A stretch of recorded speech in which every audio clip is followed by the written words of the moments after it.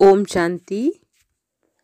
आज हम 18 जनवरी 1969 के अव्यक्त संदेश का मनन करेंगे, जो गुलजार दादी के तन के द्वारा बाप दादा ने हमें सुनाए हैं। तो 2 का पहले कर चुके हैं, आज तीसरे संदेश का मनन। स्नेह और संगठन के लिए 1-2 की राय को रिगार्ड दो। स्नेह और संगठन के लिए 1-2 की राय को रिगार्ड दो। आज बाबा को मधुबन में आने के लिए निमंत्रण देने वतन में गई, तो बाप दादा के इशारों से अनुभव हुआ कि आज बाबा का विचार नहीं है। इतने में ही बाबा बोले, अच्छा बच्ची, सभी बच्चों ने बुलाया है। तो बाप दादा बच्चों का सेवाधारी है। यह सुनकर संकल्प चला कि बाबा ने अभी अभी ना की और अभी अभी हाँ की। क्यों? दिल के संकल्प को जानकर बाबा बोले, यह जानबूझकर कर्म करके बाबा सिखला रहे हैं कि तुम बच्चों को भी 1-2 की राय, 1-2 के विचारों को रिगार्ड देना चाहिए। भल समझो कोई विचार देता है और तुमको नहीं जचता है, तो भी उनके विचार को फौरन ठुकरा नहीं देना चाहिए। पहले तो उनको रिगार्ड दो कि हाँ, क्यों नहीं, बहुत अच्छा, जिससे उनके विचार का फोर्स कम हो जाए। तो फिर आप जो उन्हें समझाएंगे वह समझ जाएंगे। अगर सीधा ही उनको कट करेंगे तो दोनों फोर्स टक्कर खाएंगी और रिजल्ट में सफलता नहीं निकलेगी। इसलिए 1-2 के विचार अर्थात राय को पहले रिगार्ड देना आवश्यक है। इससे ही आपस में स्नेह और संगठन चलता रहेगा।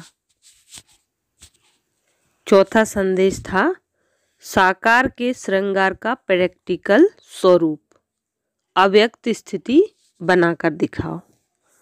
साकार के श्रृंगार का प्रैक्टिकल स्वरूप अव्यक्त स्थिति बनाकर दिखाओ।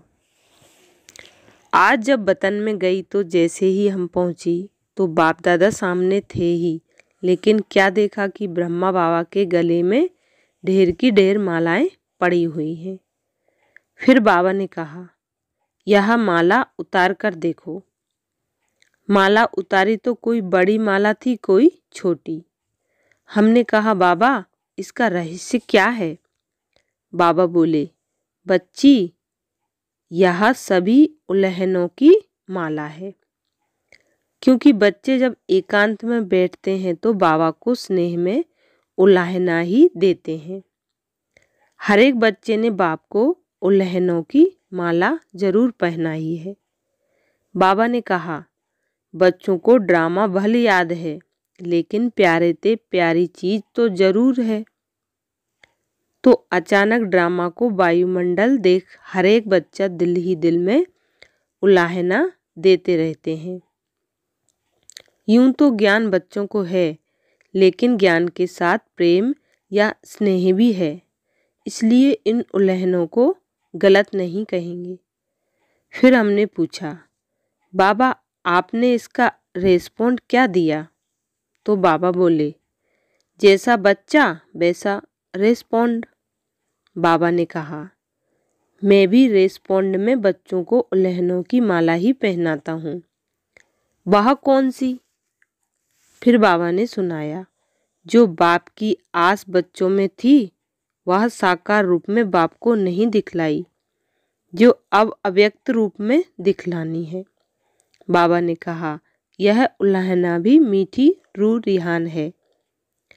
यह भी एक खेल पाल बच्चों का है। साकार रूप में जो बाप दादा ने श्रृंगार कराया वह अब अव्यक्त वतन में बाप दादा देखेंगे। यह सीन पूरी हो गई। फिर भोग स्वीकार कराया। फिर मैंने बाबा से पूछा, बाबा आप सारा दिन वतन में क्या करते हो? बाबा ने कहा, चलो मैं तुमको वतन का म्यूजियम दिखलाऊं। तुम तो म्यूजियम बनाने के पहले प्लान बनाते हो। बाबा का म्यूजियम तो 1 सेकंड में तैयार हो जाता है। फिर क्या देखा? एक बहुत बड़ा हॉल था। एक ही हॉल में हम बच्चे ढेर मॉडलों के रूप में खड़े थे। हमने कहा, बाबा यह तो हम ही म्यूजियम में खड़े हैं। बाबा ने कहा, बच्ची बाबा की म्यूजियम यही है। अभी तुम जाओ, जाकर एक मॉडल को देखो कि बाप दादा ने क्या क्या सजाया है। जैसे आर्टिस्ट मूर्ति को सजाते हैं। तो बाबा ने कहा, देखो बाप दादा ने क्या क्या सजाया है। हम जब मॉडल के पास गई तो हमको कुछ खास दिखाई नहीं पड़ा। पूरी सजी हुई मूर्ति दिखाई पड़ रही थी। बाबा ने कहा, जो मोटा श्रृंगार है वह तो साकार में ही बच्चों का करके आए हैं, परंतु अब अव्यक्त रूप में क्या सजा रहे हैं। सभी श्रृंगार तो हैं, जेवर भी हैं, परंतु जेवर के बीच में नग लगा रहे हैं। बाबा के कहने के बाद कोई कोई में जैसे एक्स्ट्रा नग दिखाई पड़े। बाबा ने कहा, बच्चों के प्रति मुख्य शिक्षा यही है कि अव्यक्ति स्थिति में स्थित रहकर व्यक्त भाव में आओ। जब एकांत में बैठते हैं तो अव्यक्त स्थिति रहती है, लेकिन व्यक्त में रहकर अव्यक्त भाव में स्थित रहें वह मिस कर लेते हैं। इसलिए एक रस कर्मातीत स्थिति का जो नग है वह कम है, तो जिसके जीवन में जो कमी देखता हूँ वह सजा रहा हूँ। जैसे साकार रूप में यह कार्य करता था, वही फिर अव्यक्त रूप में करता हूँ। तो बच्चों से जाकर पूछना कि सारे दिन में जैसे बाप बच्चों को सजाते हैं, ऐसे बच्चों को भाषणा आती है। उस टाइम जो योग युक्त बच्चे होंगे उनको भाषणा आएगी कि बाबा अब मेरे से बात कर रहे हैं, सजा रहे हैं। जैसे मैं अव्यक्त वतन में बच्चों से मिलता बहलता रहता हूँ, अव्यक्त रूप वाले बच्चे यह अनुभव कर सकते हैं। मैं भी खास समय पर खास बच्चों को याद करता हूँ। ऐसी टचिंग बच्चों को होती ही होगी। मैंने कहा, बाबा आप सभी को अव्यक्त वतन क्यों नहीं बुला लेते, यहाँ ही बड़ा सेंटर खोल दो। अभी तो सभी बच्चे उपराम हो गए हैं। बाबा ने कहा, यह उपराम अवस्था होनी ही चाहिए, हमेशा तैयार रहना चाहिए।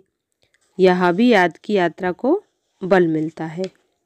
यह उपराम अवस्था सहज याद का तरीका है। अब बच्चों को कहना, ज़्यादा समय नहीं है, बाबा कभी भी किसको बुला लेंगे। ओम शांति।